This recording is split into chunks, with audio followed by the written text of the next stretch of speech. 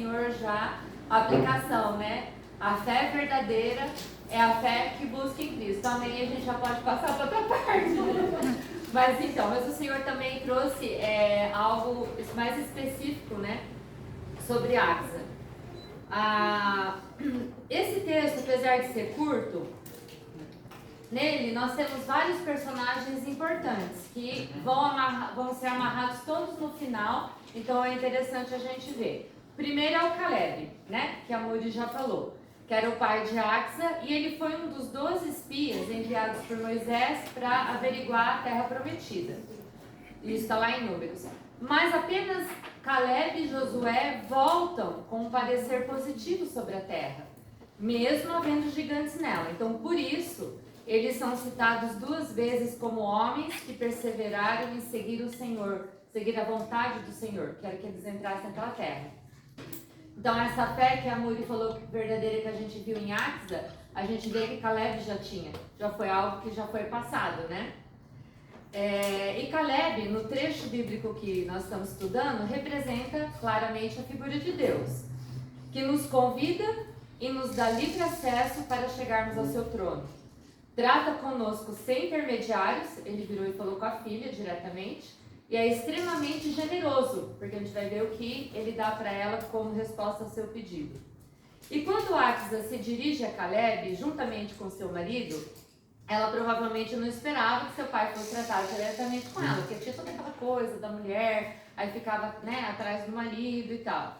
Tanto que ela tinha pedido pro marido falar com ele, como a gente viu no texto aqui, né? Mas o nosso Pai Celestial, assim como Caleb se tratou direto com a filha, ele nos convida para irmos até ele. Isaías 30:18 fala assim: contudo, o Senhor espera o momento de ser bondoso com vocês. Ele ainda se levantará para mostrar compaixão com vocês. Não foi isso que Caleb fez? Então, olha só a analogia, né? Pois o Senhor é Deus de justiça, bem-aventurado todos os que nele esperam. E Provérbios 15:8: o sacrifício dos ímpios é abominável ao Senhor, mas a oração dos retos é o seu contentamento. E oração aqui a gente pode substituir por pedido. O pedido, o clamor, né? Que foi o que Axa fez. Ela foi lá e fez um pedido para o seu pai.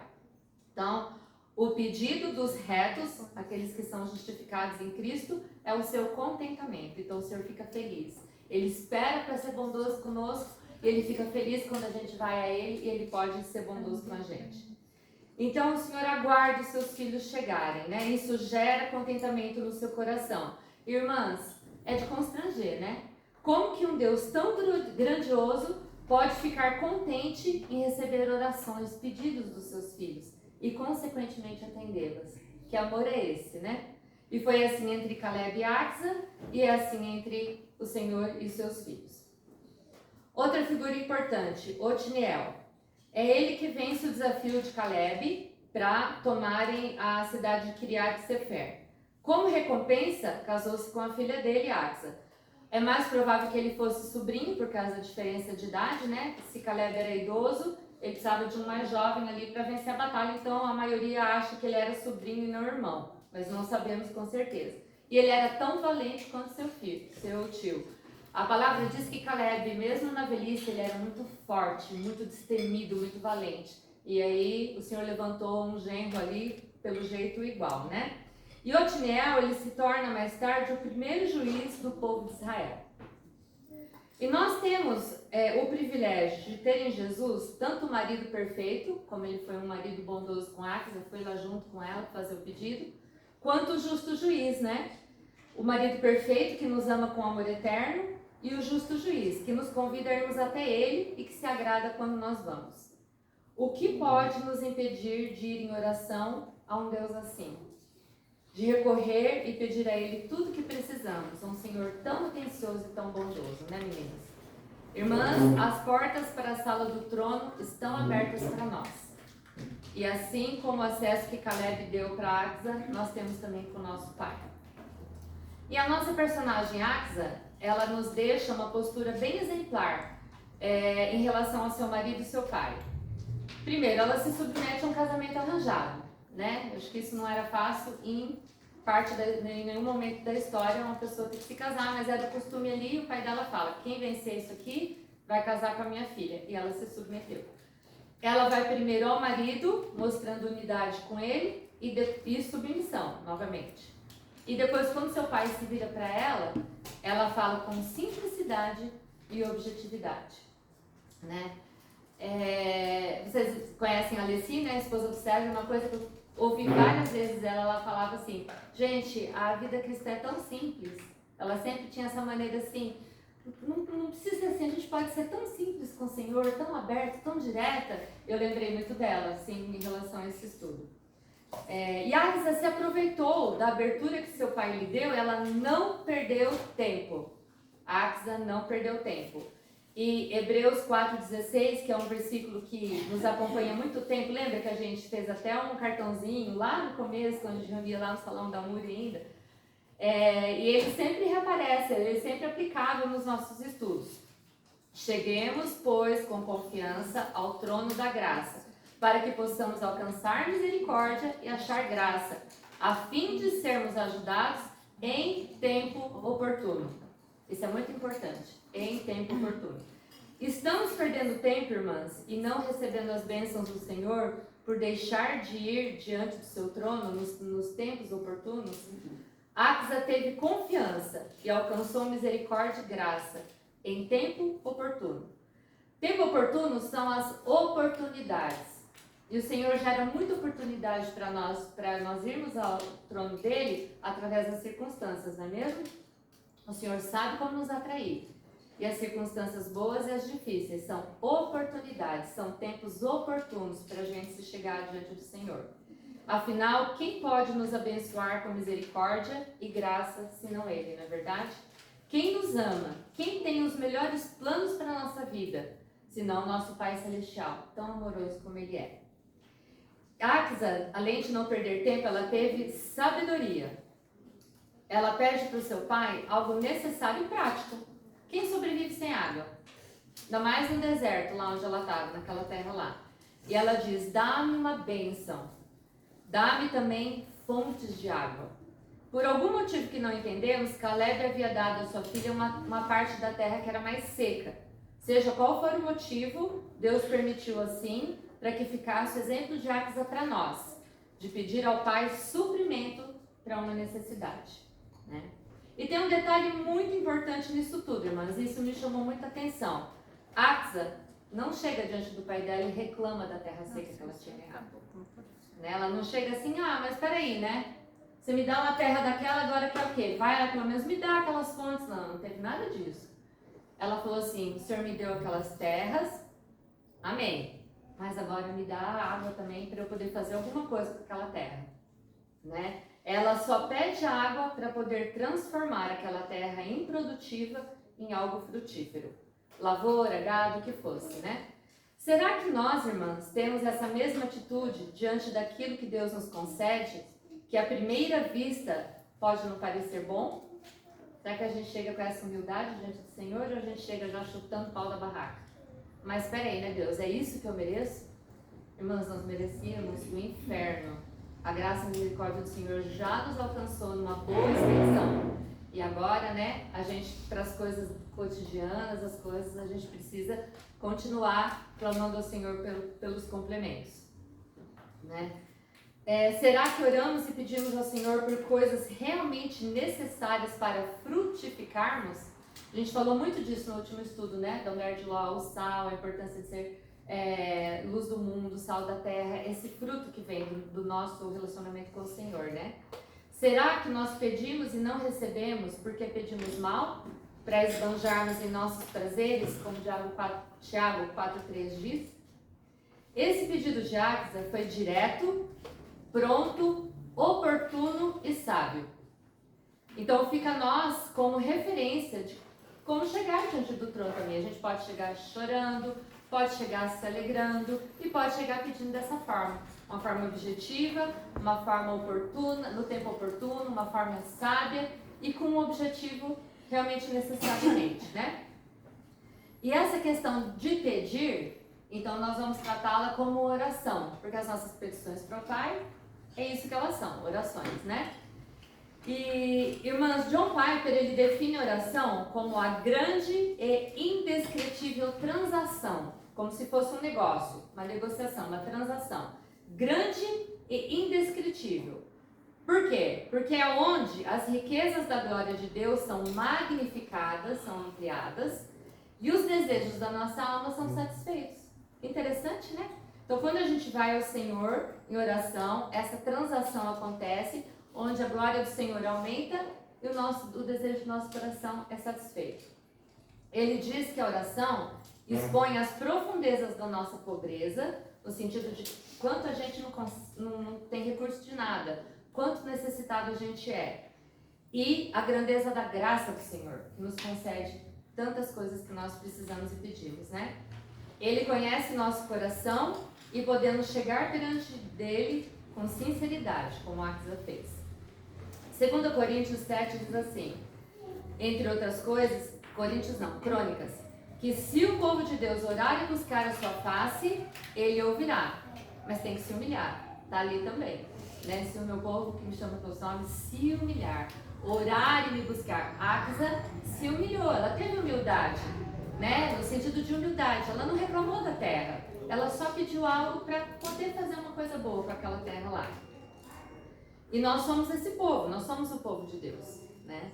Salmos 4:5 diz, ofereceis sacrifícios de justiça e confiai no Senhor. Olha que interessante, duas coisas.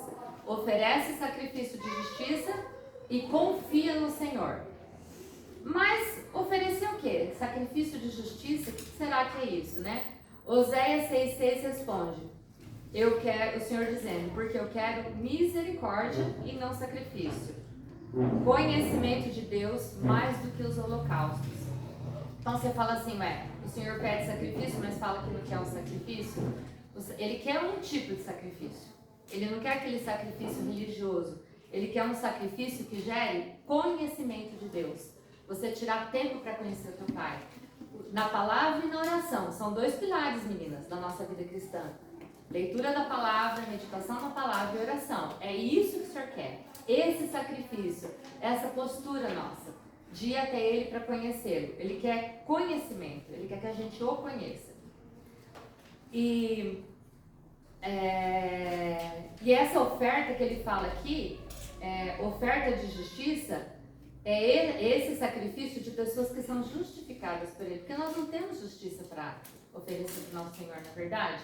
Mas nós somos justificadas em Cristo. Então qualquer sacrifício que a gente faça, qualquer movimento em relação a conhecê-lo, agrada tanto o coração dele. Ele é um pai que quer um relacionamento com os seus filhos, né? Quando conhecemos uma pessoa e ela nos conhece, nós temos liberdade de lhe fazer pedidos, não é? A Muri sabe, eu fico na casa dela, na casa de Elô, na casa de tantos irmãos, eu fico pedindo umas coisas. Eu quero café, né, Elô? O café tá número 1. O café ela já sabe, tem que ter, gente. O cafezinho tem que ter. Omelete também. Então, assim, são coisas simples, mas eu tenho liberdade para pedir para elas, né? Mas, oi? Então, mas é porque eu já tô lá, a gente já se conhece, eu sei até onde eu posso ir com elas, não é verdade? E é assim, a gente vai conhecendo o Senhor e vai vendo até onde a gente pode ir com Ele. A nossa liberdade com o Pai, o Espírito vai testificando o nosso coração. Ai, que coisa linda, gente, a gente ter esse nível de familiaridade com o nosso Deus. Que bênção que é isso, né? E assim com Ele nós conhecemos cada vez mais as riquezas de sua glória e aqueles desejos da nossa alma vão sendo satisfeitos, como o de Axa foi. Ela tinha um desejo na alma dela, porque ela sabia que ela não ia sobreviver sem água lá. E esse desejo foi satisfeito. Então agora a gente vai ver rapidinho, então esse desejo dela especificamente, né? A gente viu os personagens, viu a postura dela, viu o que é fazer um pedido e agora a gente vai ver o pedido em si. Axa pediu a Caleb, dá-me uma bênção. Bênção é o mesmo significado de presente aqui. Me dá um presente, porque ela tinha casado, né? Dá-me uma bênção. Dá-me também fontes de água. O Senhor me deu uma terra, dá-me também as fontes de água. E o versículo termina dizendo que o pai dela lhe deu fontes superiores e inferiores. Podia ter citado, gente, só fontes. A Caleb deu para ela fontes de água que ela pediu. Simples assim. mas o Senhor não faz nada por acaso. Se Ele separou as fontes, algum ensinamento a gente tem aqui, não é? Muito interessante. E o entendimento que vários irmãos têm sobre essas fontes é que as inferiores dizem respeito à vida terrena e as superiores às coisas celestiais.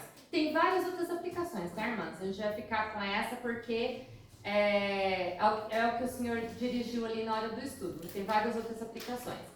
Coisas terrenas é o suprimento do Senhor, a provisão dele para o nosso dia. Coisas superiores é a provisão espiritual, o alimento espiritual que ele nos dá. E essa expressão do John Piper de que a oração é uma grande e indescritível transação fica mais apropriada ainda. Porque quando nós colocamos nessa perspectiva de céu e terra, pensem comigo, quando a gente pede para o Pai uma necessidade que a gente tem, por uma coisa terrena, tá errado? Não. Ele é o nosso Pai, o Senhor controla todas as coisas, Ele é dono de todo ouro e toda prata, Ele que vai me suprir como Pai. Quando a gente pede para Ele por coisas terrenas, o processo pode demorar, não pode? Às vezes o Senhor responde rapidamente, o Senhor demora, mesmo sendo uma necessidade. O que acontece nesse tempo?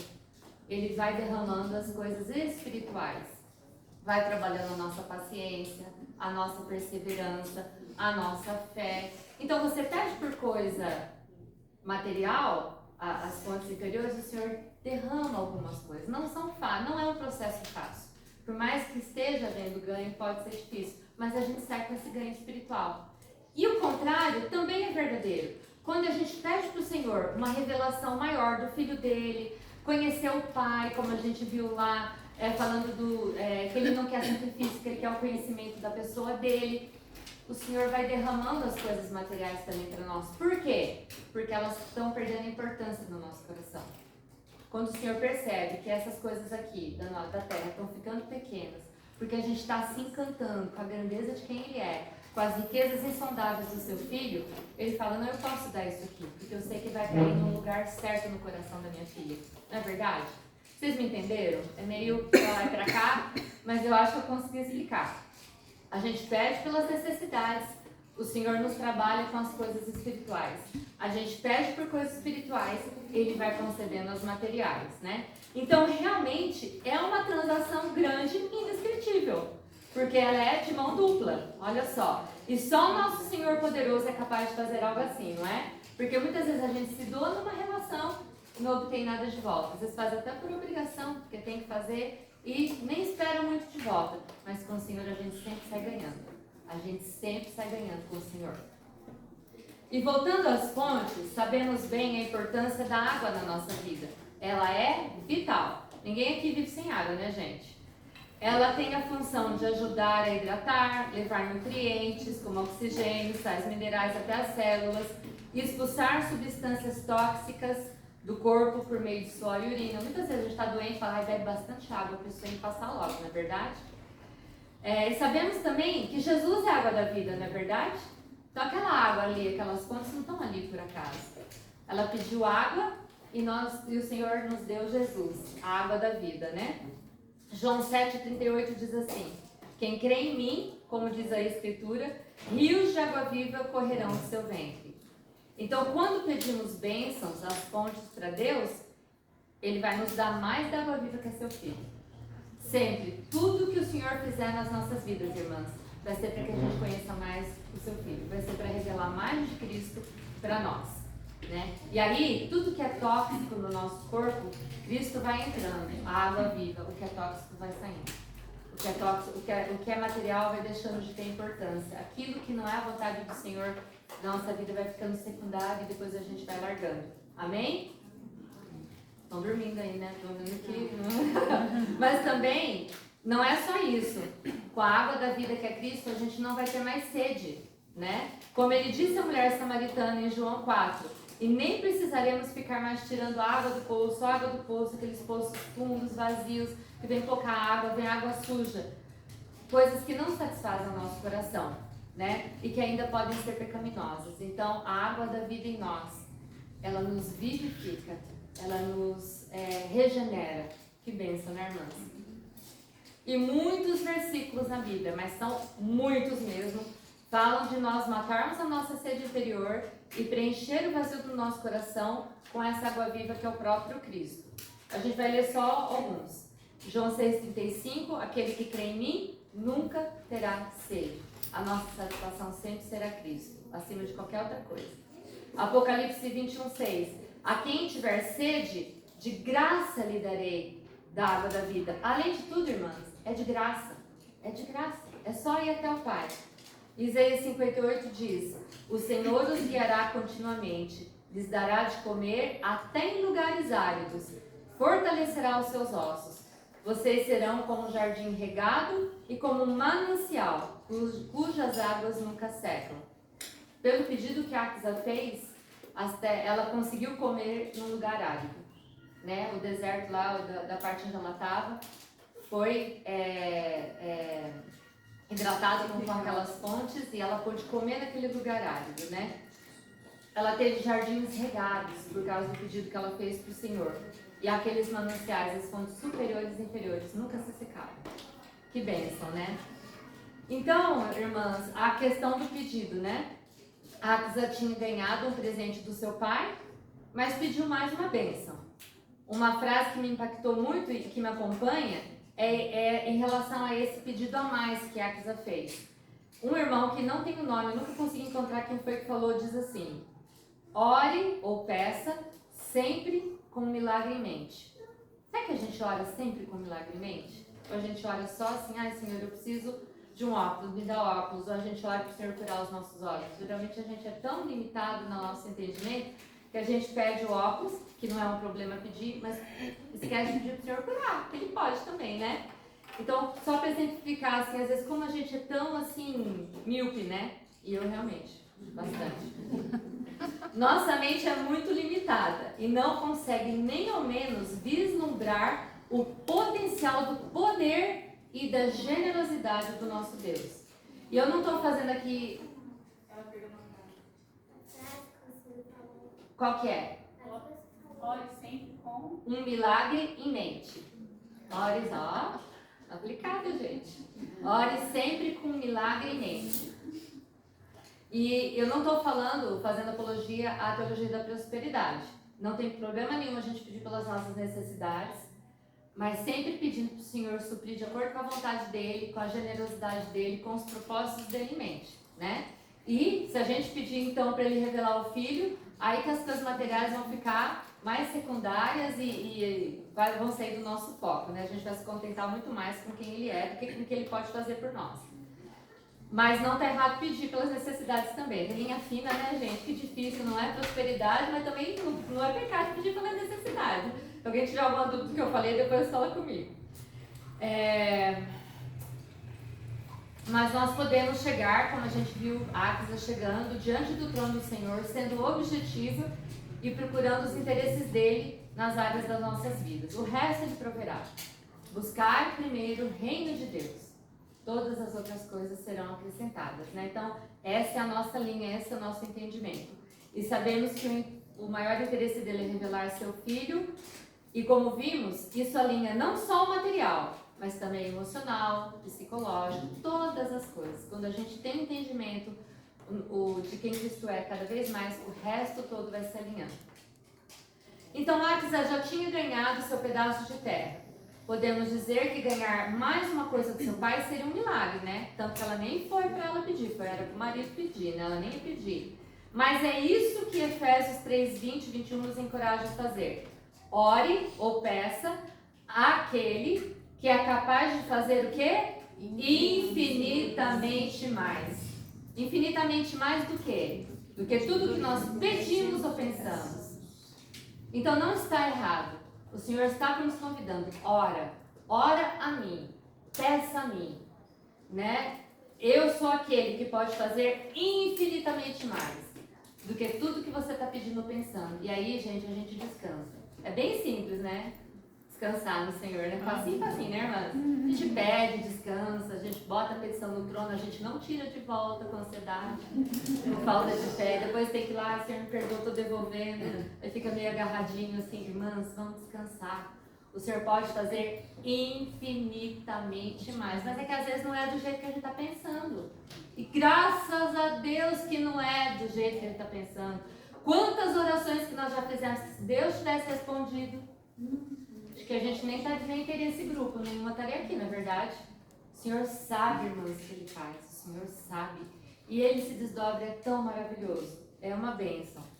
Mas, e Ele faz segundo o seu poder que atua em nós.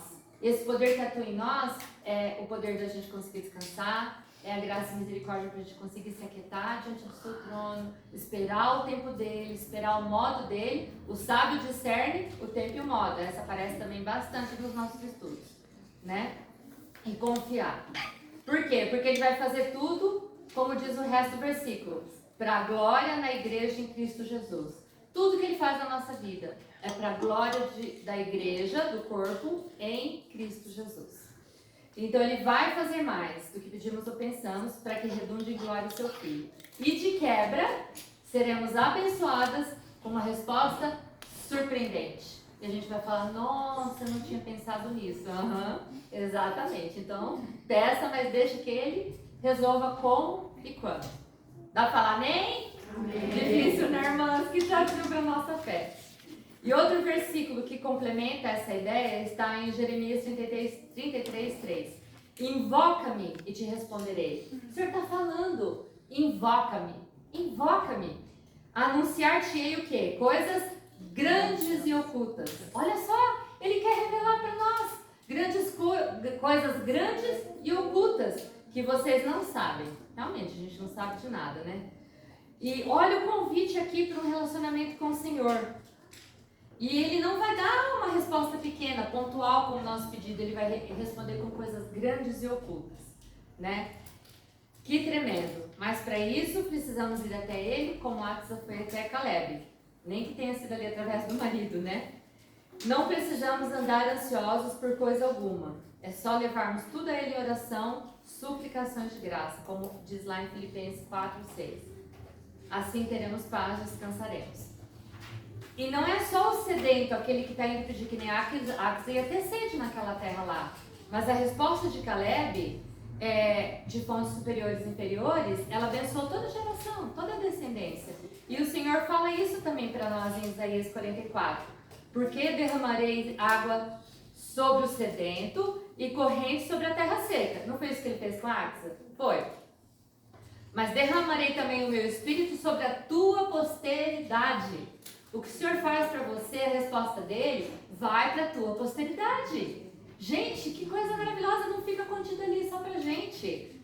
E ele fala, a minha bênção será sobre a tua descendência. Mas isso é na vontade dele.